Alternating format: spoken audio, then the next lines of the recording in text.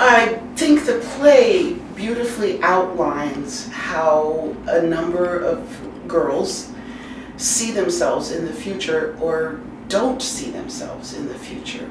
They don't necessarily have images of other people like them who achieve something in life other than having babies and, you know, leading these very commercialized lives like you see on television a lot. Shopping is, you know, like a major hobby nowadays for a lot of young people. So I think the play gives a message that there are other options, and through the main character in particular, who starts out as just one of the girls who's ready to do the same things that they do, but as the play goes along, her mind is opened, and she starts seeing that there may be other possibilities for her in the future, although it's very difficult for her to get to them.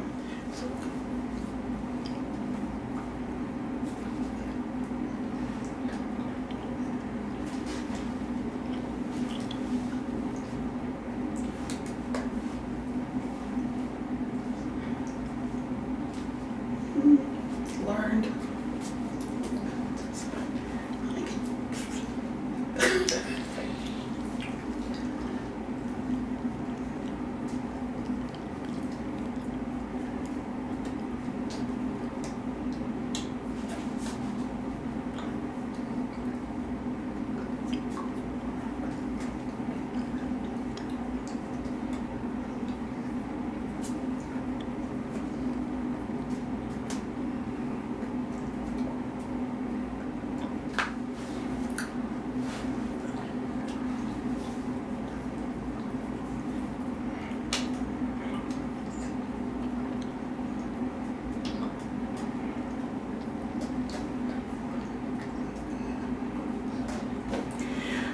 I love that we have the surtitles, and I'm very, very happy that Mosaic has made a commitment to including surtitles in all the shows from now on.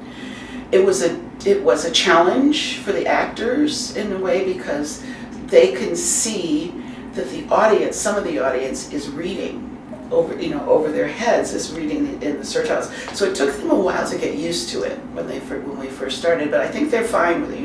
First time as you introduce something new, it's always a little bit more complicated. But I think they've adjusted nicely to it, and I'm very pleased, as I said, that we're able to offer that service. Although now someone has opened my mind a little more about it, that in fact, if we're committed to doing surtitles, I can't say that word, that we should also include the lyrics of the songs and anything else where there is spoken language used, that should be in the surtitles. So we're learning as we go along, so I think it's a really good first step that I'm very proud that Mosaic has done, but it doesn't mean we've accomplished as much as we could accomplish with it. Now, if I were directing this specifically for a deaf audience, I would have wanted at least one deaf actor on stage, or had the actors incorporate some ASL into it. I don't think it's that hard if you start with that in mind, to have people, while they're learning their lines, learn to sign, at least some of them. That's what I would do differently if I thought we were doing it exclusively for a deaf audience, or even if it was like if we knew there was going to be a larger number of deaf people in the audience, I would have made more of I would have made more inclusion of ASL in it.